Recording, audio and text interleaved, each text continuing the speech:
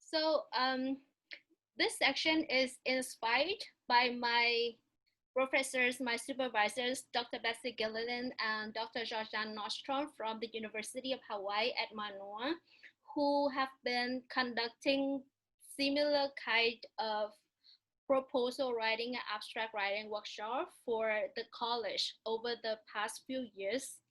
And I've been recycling some of their slides too. That's why for some people who ask me to share my materials, I will have to say sorry that I cannot do it.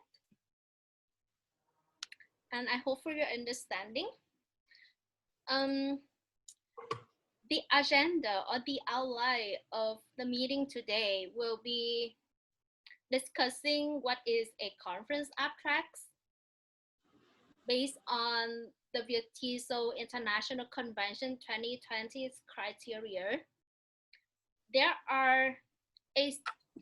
is a part of the submission form that asks you to define the section type of your abstract. So I want to guide you through that, because when thinking about attending conference, most people would assume it's gonna be like oral presentation using PowerPoint slides. That's the most common thing. But actually there are different types of sections that you can register to.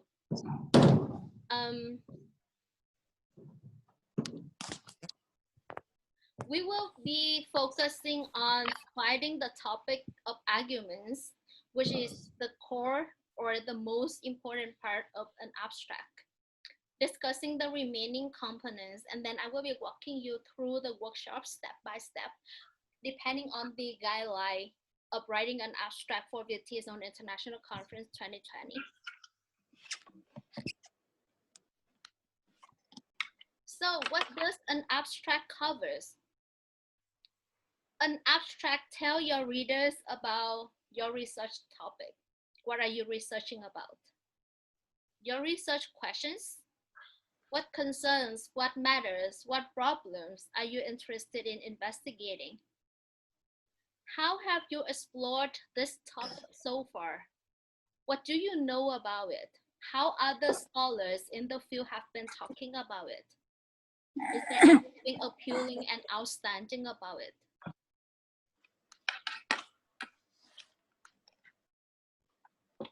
And think about your target audience. That means who might be interested in reading this abstract and then coming to your section.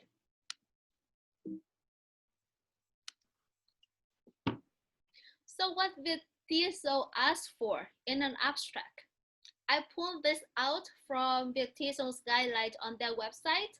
I do encourage you to fully read the documents on their website for a more thorough, more clear guidance. This is just an extract that I took out. They said that the abstract will appear in the conference book. Your abstract must therefore accurately reflect the content of your presentation. The length is between 150 to 250 words. It might be edited by the TSO editor later. So when you see your abstract appear on the conference book, it might not look exactly the same of what you submitted to them. You cannot write more than 250 words. Do not include your name, institutions, or published works. Do not include acronyms or abbreviations, except for the terms that they allow you to use.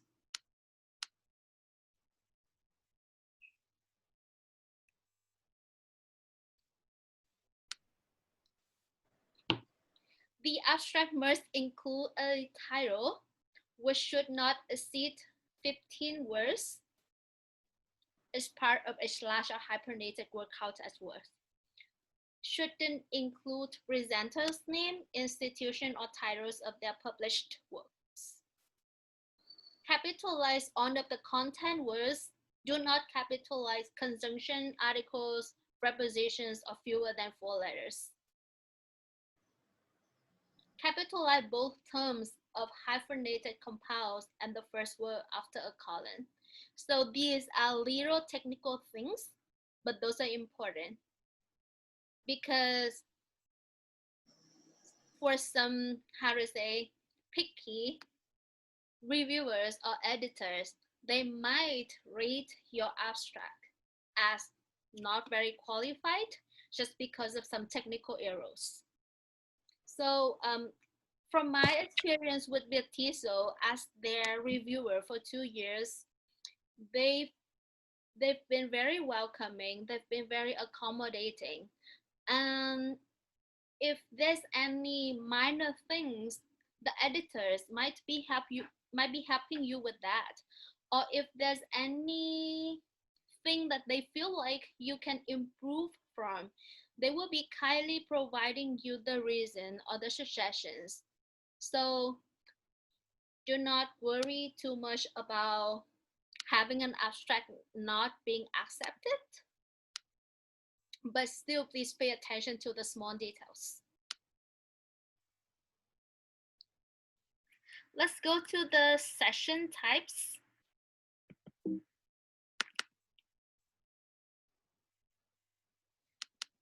So as I said before, usually people assume that conference presentation means oral presentation, but there are actually different types of sections. Besides the oral, the how to say PowerPoint presentation. So can everyone see my screen still?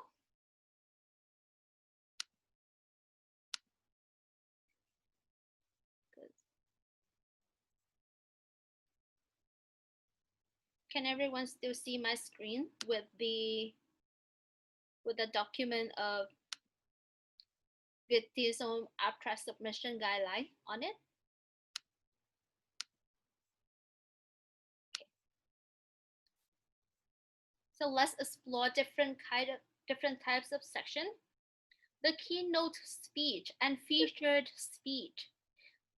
Usually these are not what we are aiming to, because keynote speech and featured speech are usually delivered by invited guest speakers who are famous scholars in the field and usually who have recently published some research which is very relevant to the theme of the conference that year. So I will not be discussing about the keynote speech and feature speech. Oral presentation is what a lot of people are aiming to. An oral presentation can be either research oriented. That means it discusses the theoretical perspective, method, and findings of a study, or practice oriented that discuss a pedagogical technique or a teaching technique. The presenter will spend about 20 minutes for the main content of the presentation and 10 minutes for Q&A section. Workshop, this sounds a little bit new to many of us. In the workshop section, actually presenter have double of the time. You have up to an hour to deliver a workshop in which the presenter demonstrates a teaching initiative or innovation for about 15 minutes before delivering a hand-on activities or a series of activities that engage all participants to join, to share, to discuss, and to produce some kind of output. The activities might be a discussion about a heated topic, about a common teaching approach. For example, I know that extensive reading has been popularized in Vietnam or in EFL teaching in Asia in the recent year. A stimulation, designing a lesson plan, designing material and tasks, drafting an action plan, and so on. So the biggest difference between an oral presentation, and a workshop is that in the oral presentation, you present your own research from the beginning, from the theoretical background to the conclusion. For the workshop, you are not sharing your own research. You are not sharing your data and your conclusion. Instead, you will be guiding the participants through a practice that you've applied and feel successful in your class. Post the presentation for 45 minutes. It doesn't mean that you will be presenting your poster for 45 minutes. Poster presentation means you stand at the poster section, and it's more like going to an exhibit. It's like more like going to the museum with a tour guide, and you will be that tour guide. So when participants come to you, you will be talking to them, explaining to them about your research. But it doesn't mean like you have a room for yourself and participants will be sitting there listening to you like the oral presentation. So that's the key difference between these two. Usually for the conferences that I've attended, they will ask if you be willing to present it in the poster presentation if your abstract for the oral presentation is not accepted. Technology fair and electronic mini workshops. I'm not familiar with two of these sections types either, so I will not be discussing them. But if you want to talk more about it, especially in the era of online learning, when everyone is moving virtual, then we can discuss about that later. So any questions so far before I get back to the presentation? Feel free to unmute yourself or use the chat if you need to.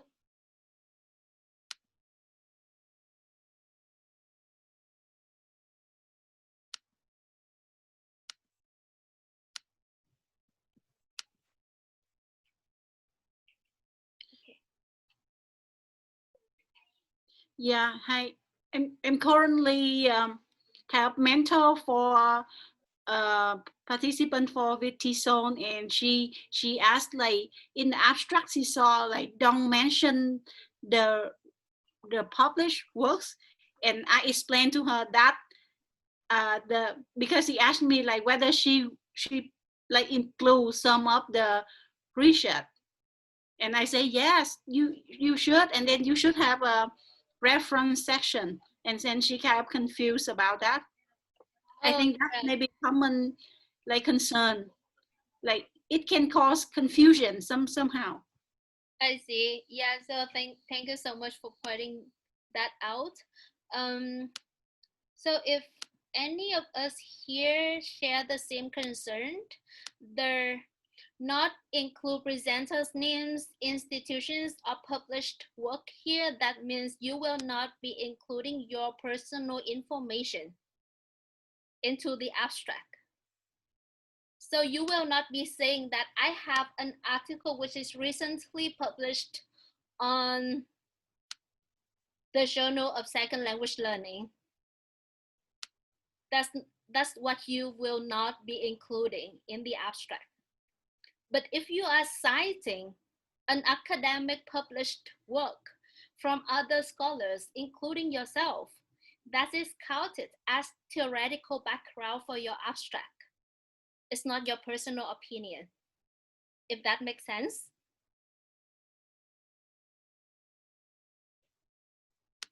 So yes, thank you. And any follow-up questions? Okay, so let's move on. What what is there in an abstract?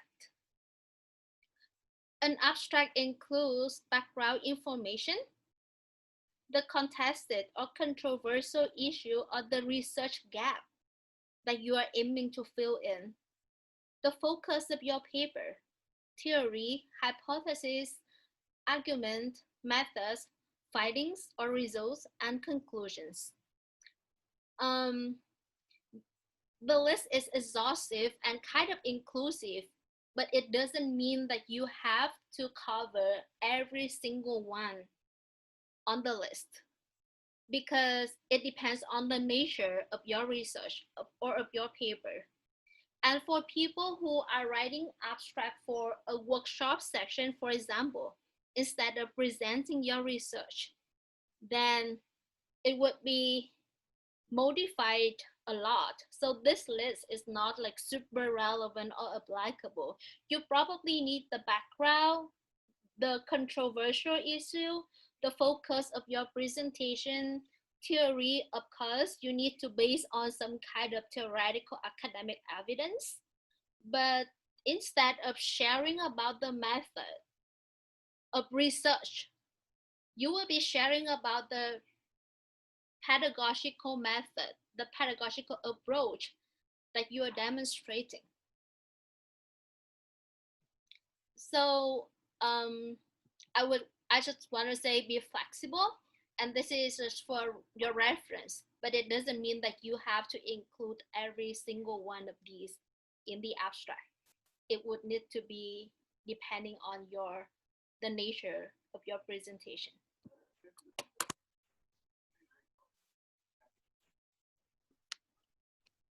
Okay, so let's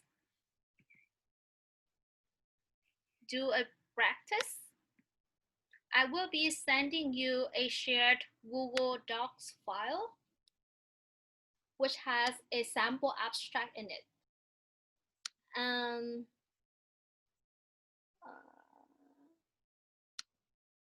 I think I will need to stop sharing the screen so that I can see the chat. Okay, so I will be sending you a shared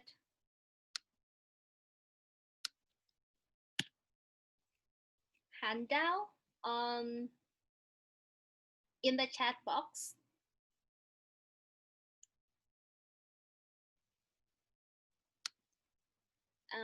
Yeah, let's see if everyone is here. I've seen a lot of animals. A linger. So I don't think I need to share the screen again because we are on getting access to the Google file. So this is a sample abstract that I pull out from TESOL. It's not with TESOL, it's like the International TESOL Convention page. And this is an example of a successful abstract. And it's totally relevant to the context of teaching English in Vietnam. So what I want you to do is that I will be showing the presentation, the PowerPoint presentation on the slide, on the screen.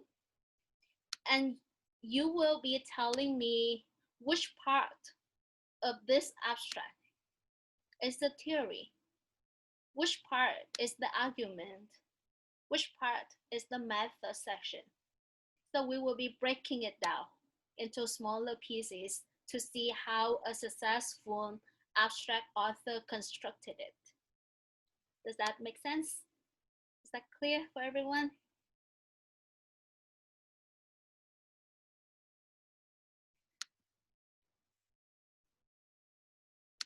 I will be sending the handout again in the chat.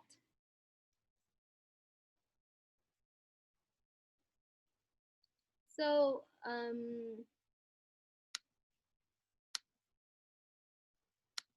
I will be spending 3 minutes for one of us to look at the sample abstract in the handout.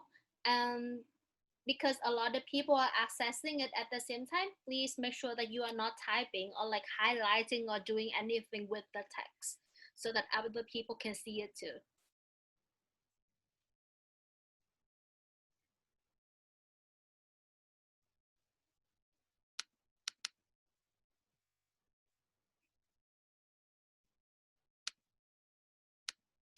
So this is, I will be putting the list on top of the page.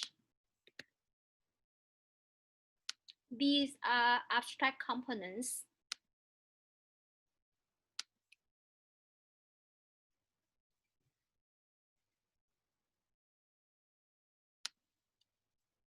These are our abstract components. And let's try breaking the samples down.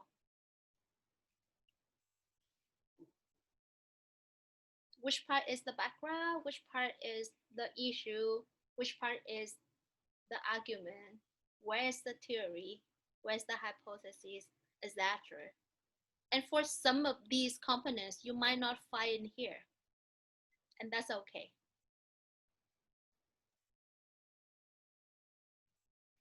Let me know if my instruction is not very clear.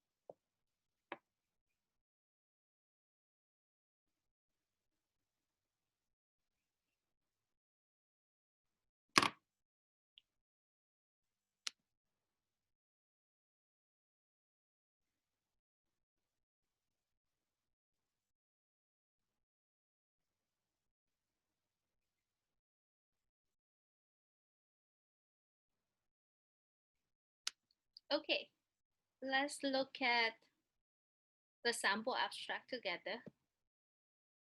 Can everyone see it on the screen?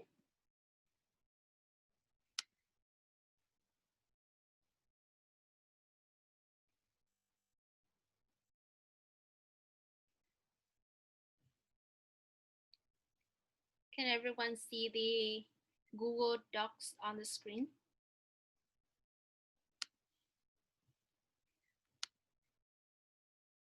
Okay, so this is discussion time. Please unmute yourself if you can and go through this together with me.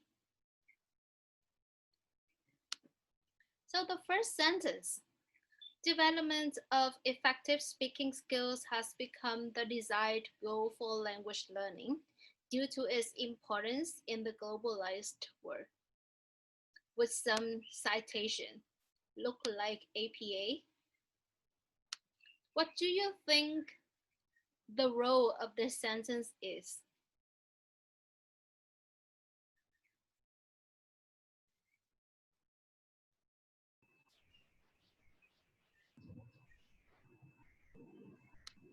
The background information?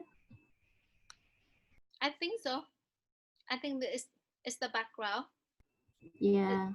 It's like introducing the topic, Yes. leading in. Nevertheless, speaking still remains under research.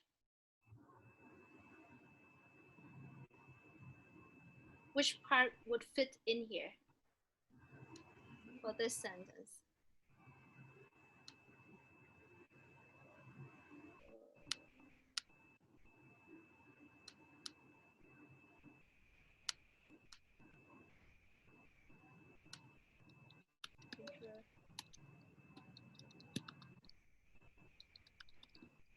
Introducing the topic.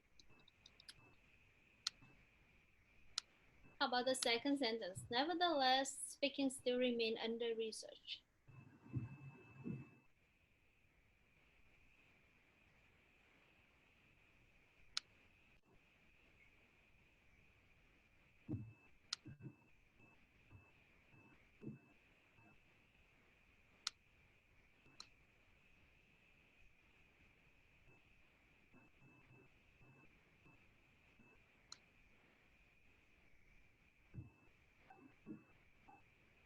Which part would fit in here?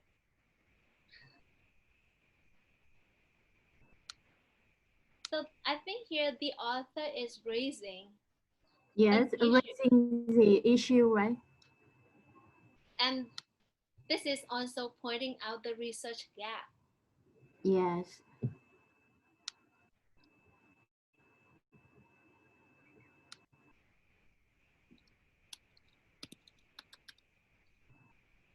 So after pointing out the gap, there are some other theoretical evidence about how scholars in the field have been exploring this matter. So this is to me also the background part, but it's more like framing the Yeah. issue specifically and discussing how other people have been exploring, researching, talking about it. This neglect is particularly noticeable in the area of teacher cognition research.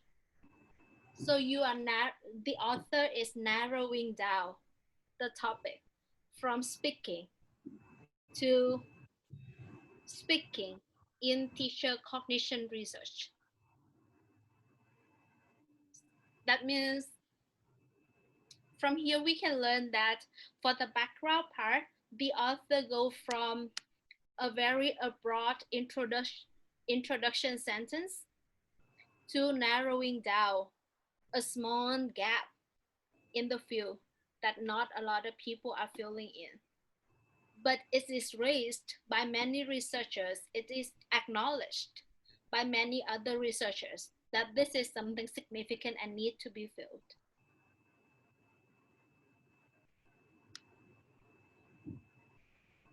There is a strong need for developing understandings of knowledge and skills for teaching speaking in a principled manner. So other researchers acknowledge the need or the significance of this research topic. All right. The next paragraph, this paper presents a study.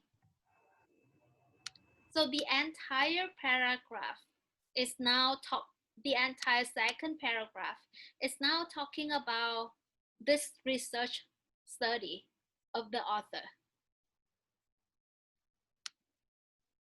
Let's break it down. What do you think the first sentence tells us?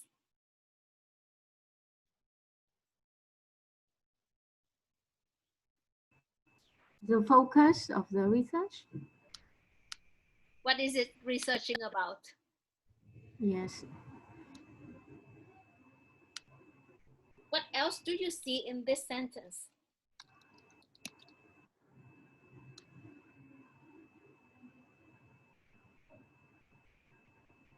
I see participants, right? So some people might prefer having a separate sentence to describe your participant. But in this study, this author just include his or her participant into the focus sentence.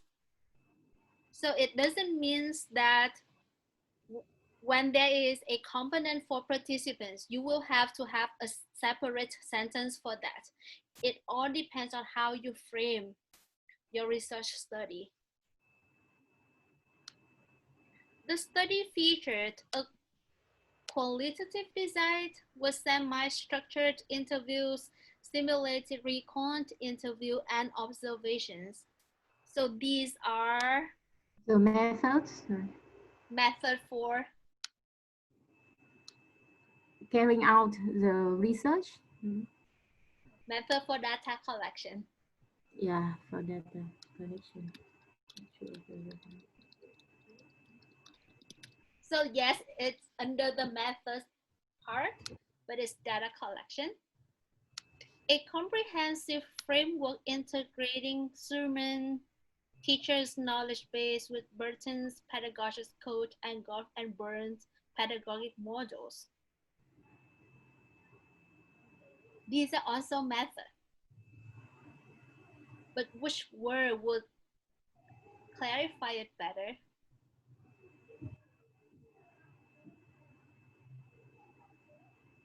Do you think? I think for me, these are more like the hypothesis part. Not exactly, but the author is trying to tell us that he or she is applying these theories and these hypotheses or these approaches into their research.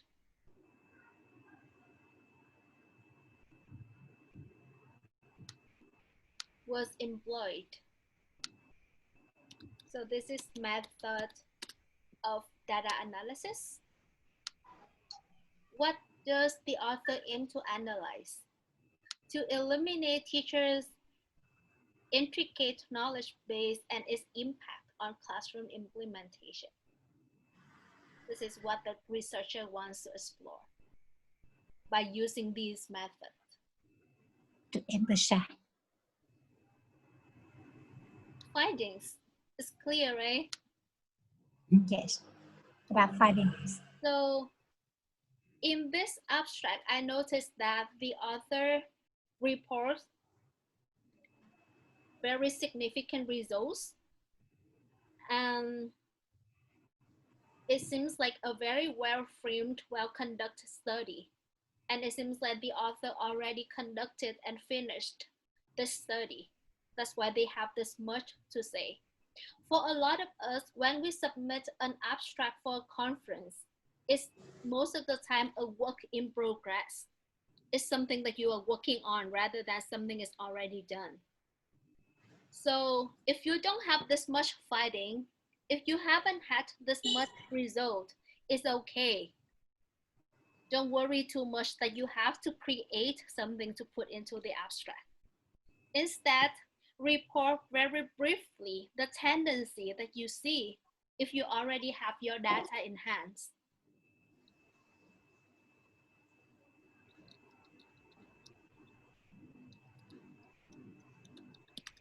So in the finding section, they also say how this research is related to the previously done research. Unlike findings from previous studies, there's some like differences, there's some opposing, and these are the significance, the other like the intervention, the difference, which make this research important or can contribute better to the field. The presentation concludes with recommendations for the improvement of teaching outcomes in the Vietnamese school curriculum. So you can notice that the language is very straightforward. We don't really have to think about how to frame it beautifully. How should I write my conclusion? You can just simply say, I concluded with something. And it still makes sense.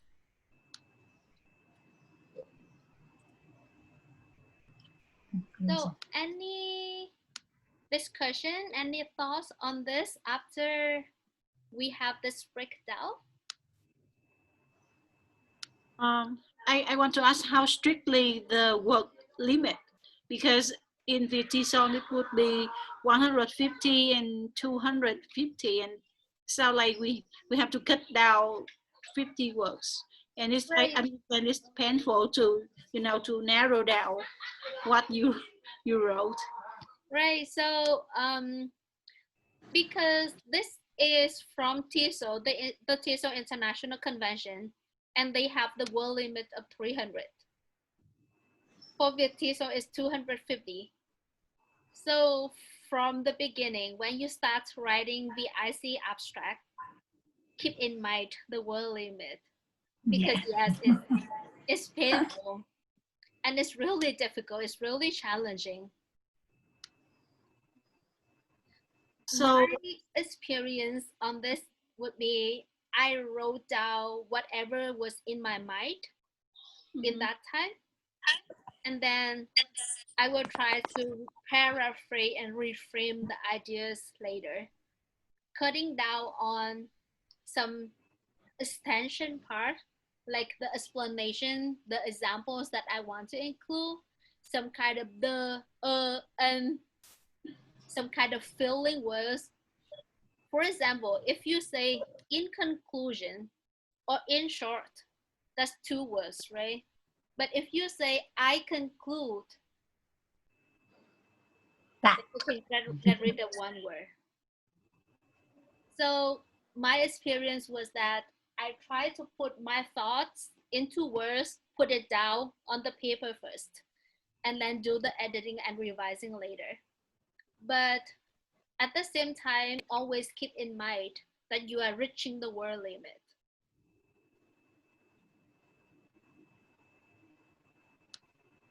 All right, so for 250 words, if we want to have a thorough plan, we can try breaking it down into these components.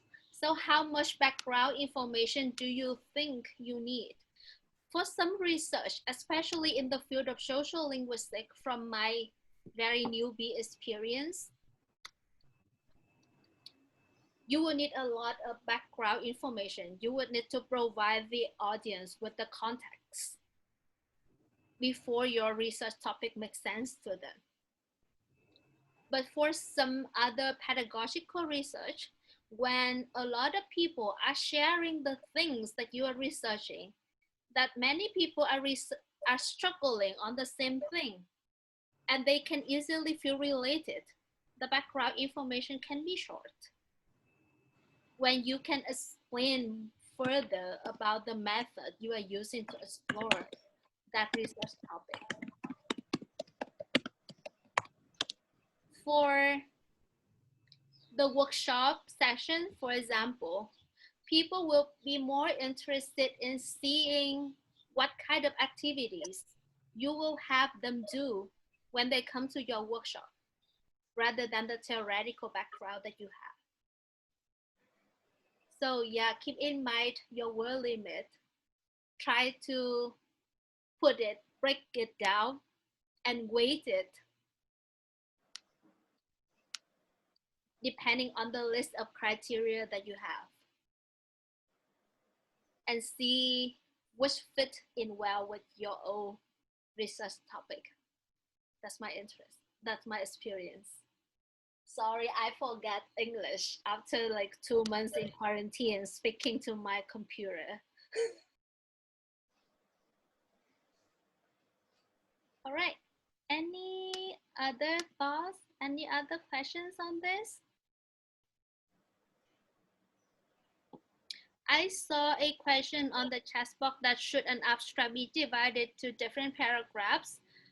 I personally prefer seeing it in different paragraphs because, how to say, you are trying to provide different sections of information, right? And that would help the reviewer, the editor, and also your reader to see your intention more clearly when you break it down into multiple paragraphs. But do not, how to say, overdo it. Do not have like 5 or 6 separate paragraphs for a 225 abstract. I would recommend 2 or 3 separate paragraphs are okay.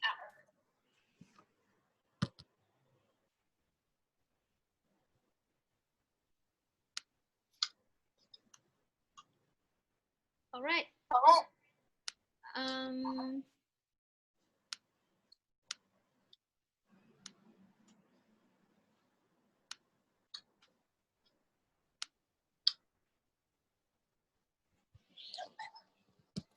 Let's go back to the core content. So the most important part I would say of an abstract is to define your argument, to see whether your argument is appealing and attract the audience in that specific conference. And that's not really an easy job. Argument is a claim and evidence in support of that claim. So to test whether you have a good argument, I provide some of the guiding questions for you. Can someone agree or disagree with your argument? What are some possible opposing views on this? Sorry, there's a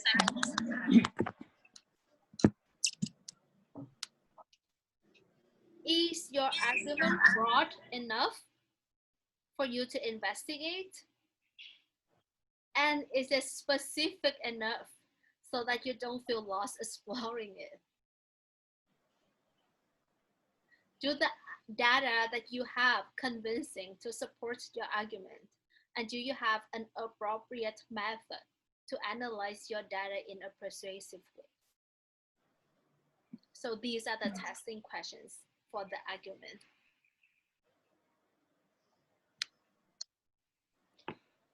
This is a ready-made frame that my professors used for us when we practice writing workshop. We start with although something happened, nevertheless, and because. So you say the claim and the evidence to support your claim. This argument sentence will be running very long, especially if you're writing it for the first time and you have too many things in your mind that you need to put into words. So my experience is write it first, make it make sense, and then we can figure out how to break it down. So let's try it. Let's get back to our workshop worksheet, the Google Doc one. I have some space for you here to apply our prompt in writing your argument. I will be putting the prompt here so that you can see it more easily.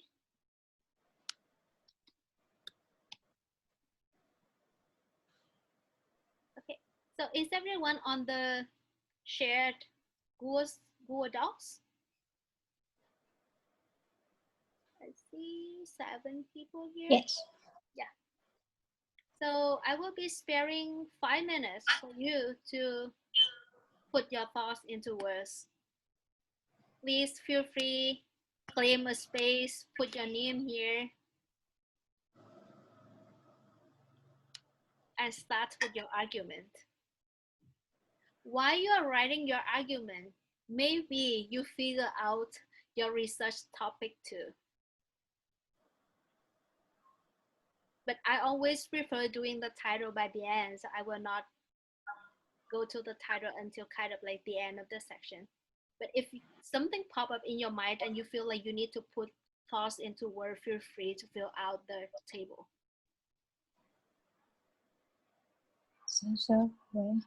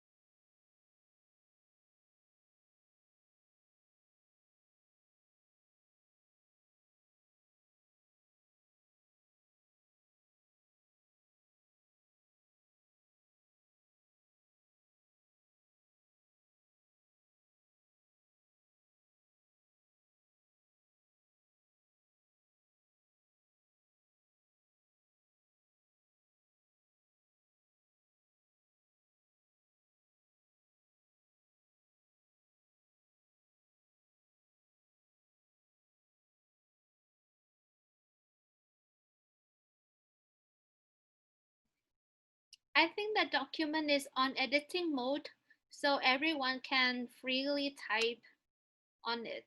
Let me know if you have any problem typing on the document.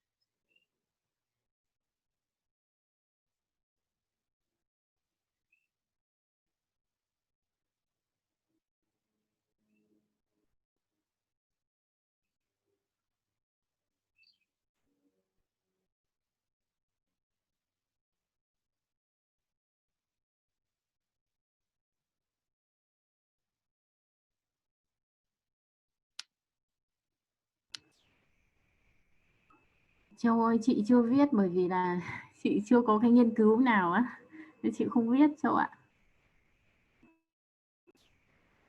Alright, so I've been waiting for a while, but it seems like many of us are struggling framing their argument. So for some of you, I know that you are not really having any specific ideas in your mind yet.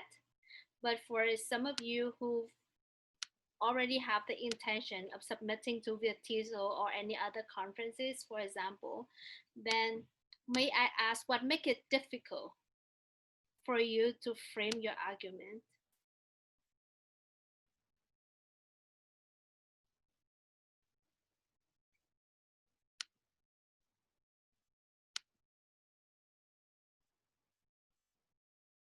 Does anyone here who have already have like an intention in your mind that you will be submitting a proposal, an abstract to a conference?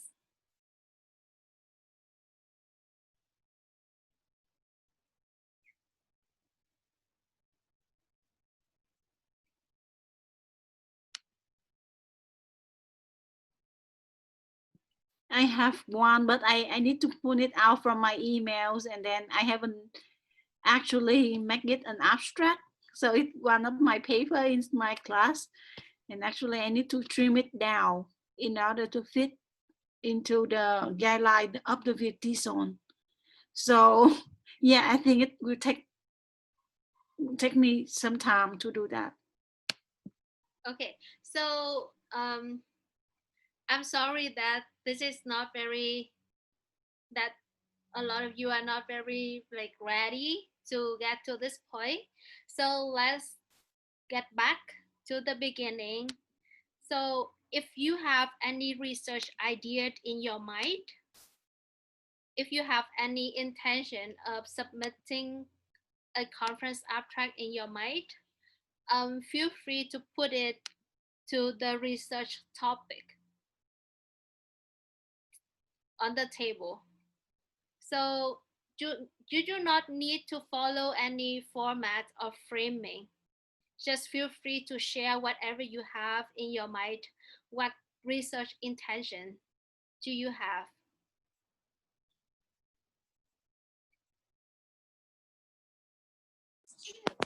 So I will be waiting for like 2 minutes for everyone to put your thoughts into word, just like whatever you have in your mind, whatever kind of research topic that you're interested in investigating.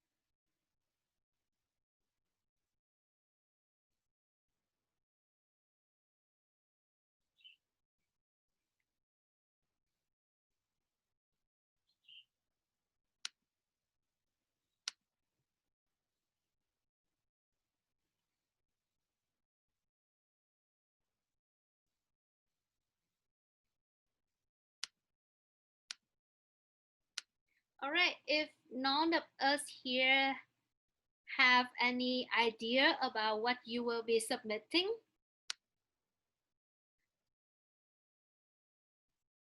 let's look at the example that we have to analyze the argument here. So this paragraph is probably not the argument part because it's the finding, right? Do you think the argument is somewhere in the second paragraph?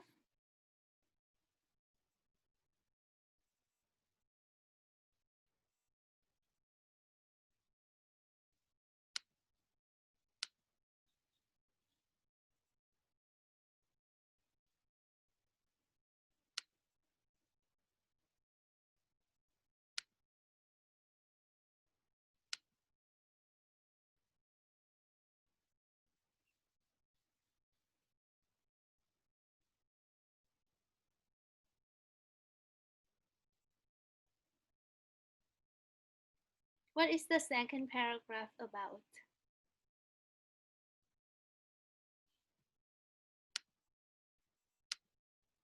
Sorry, I lost track. Okay, I see.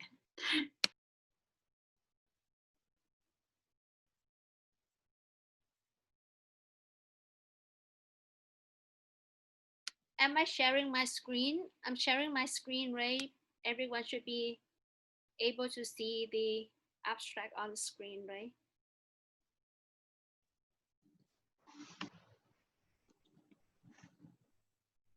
So the second paragraph is about the method. Is that right? I think so. Yeah. The second paragraph is about the design of this study. It's more about what does the author do in this study, but it's not really the argument. So the argument should be somewhere in the first paragraph. So let's see how the author framed the argument here. The first sentence is the leading in sentence that introduces the topic. That means among speaking, writing, listening, speaking, writing, listening, reading. This is specifically about speaking.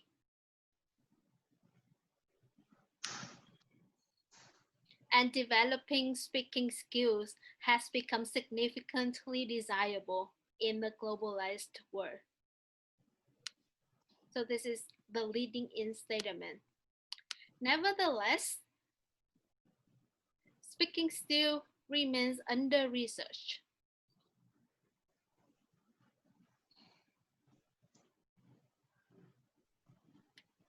Is this the argument? Yes. It could be an argument, right? People can agree or disagree. There's some kind of evidence. So the author doesn't only claim the argument for his or herself, but they use the citation just to have evidence that this is what scholars said. This is what other scholars also acknowledging. This neglect is particularly noticeable in the area of teacher cognition research. So narrowing down the topic from teaching speaking to a specific area of research. Given that speaking is multifaceted and difficult to teach, this is the reason, right? There is a strong need for developing understanding of knowledge and skills for teaching speaking in a principled manner. So this is the major argument for me that raised the significance need of researching this topic.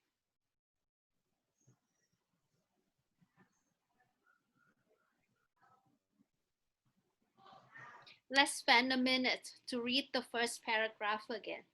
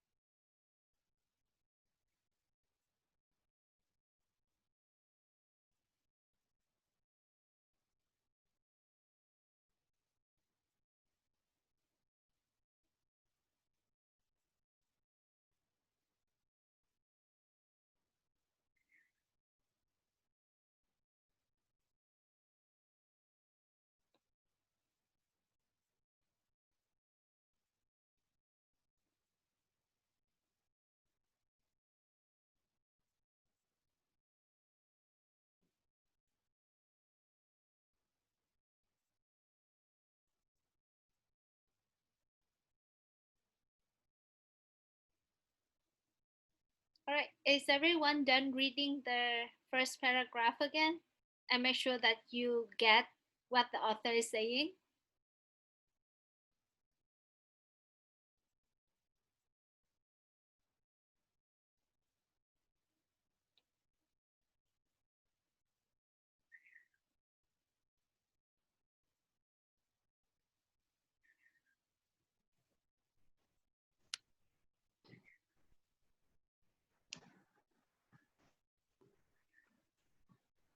Any comments or any thoughts on this?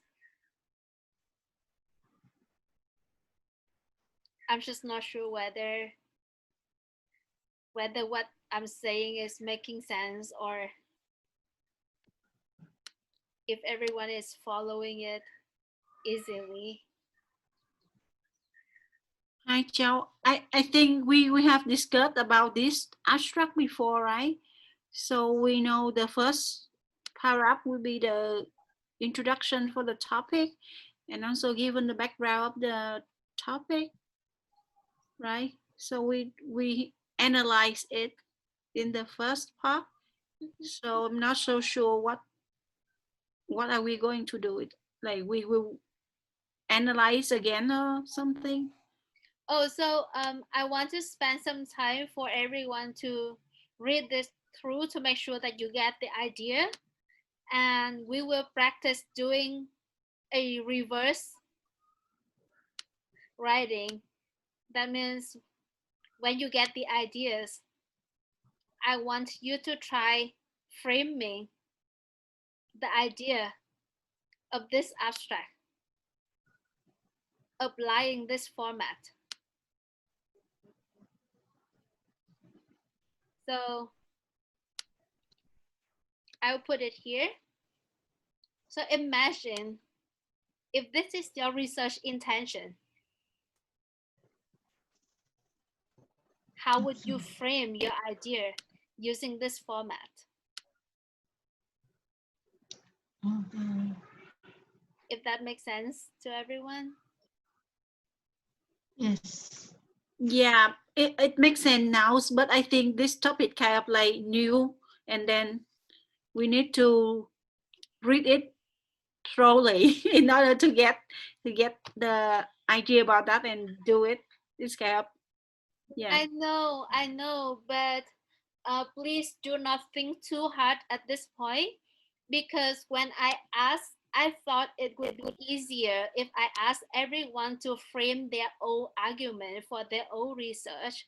But it seems like none of us here have any idea of what you are researching and what you are submitting in the abstract. That's why I want to use a ready-made material to provide you some kind of background, some information that guide you to see whether you can frame your language of writing an argument. That was my intention.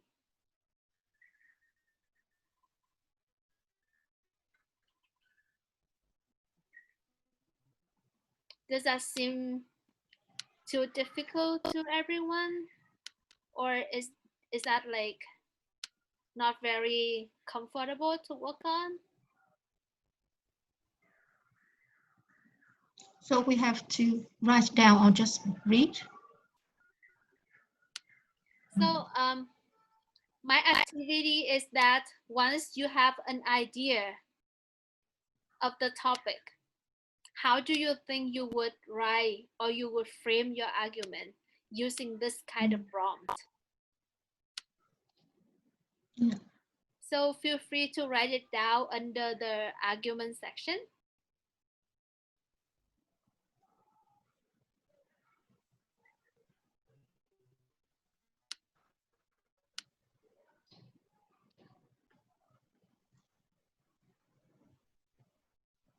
Um,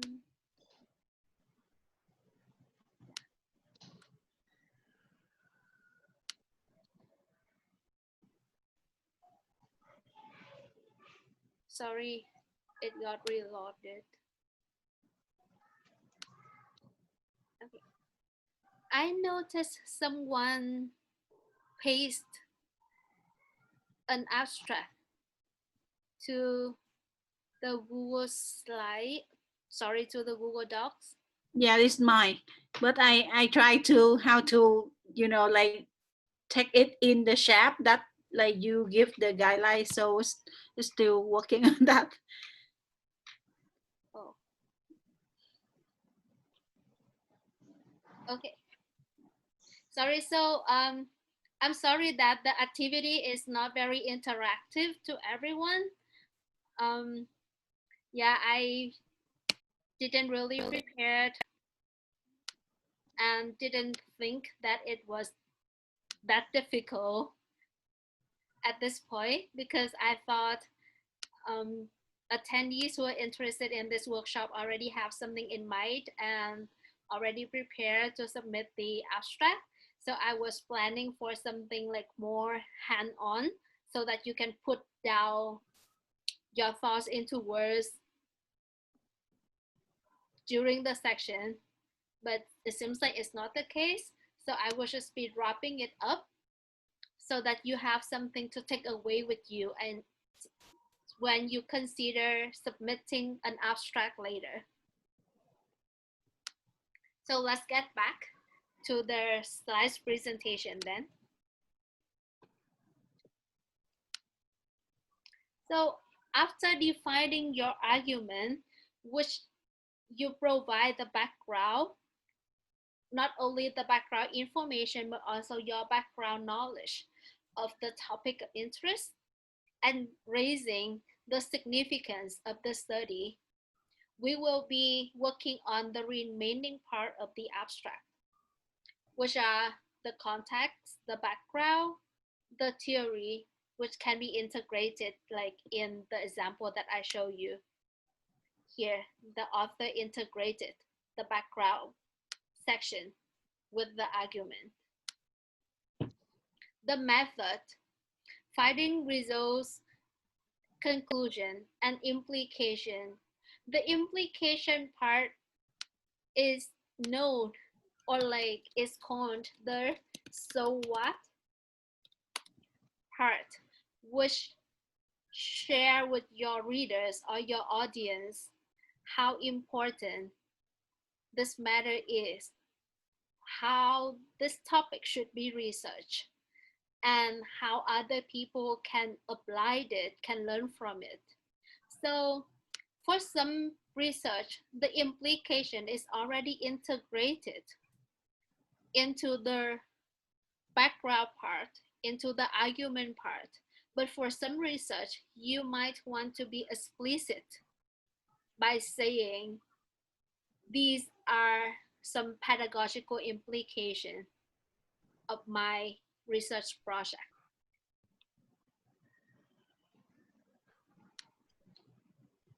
Once we have the full abstract, I prefer to come back to the title by the end. Some people might want to do it the other way, having the title first and then writing down the abstract later. I think it really depends on individuals. Here I provide some testing questions for you to test whether your title sounds appealing or attractive. From the title alone, can you tell what the presentation is about? Does the title make you want to attend the presentation? Does it sound appealing? Does it sound attractive? Does the title tell you how the research was conducted? For example, this title, Speaking Pedagogy, Vietnamese ESFL Teachers' Cognition and Practices. We don't really see the method in here. But for some other titles, for example, I had a research that I presented recently, which was dialect differences in a Vietnamese language classroom from discourse analysis perspective. So with the word discourse analysis in my title, the people in the field of social linguistics or applied linguistics would probably signal the method that I use. Does the title suggest what the presentation's contributions may be? This is the implication part. So what other people can expect when they come to your section? What kind of takeaway can they hope for when coming to your presentation just from reading the title? So those are the questions to keep in mind when you name your presentation or name your abstract. The last slide I have here is an overall look at how your abstract will be evaluated.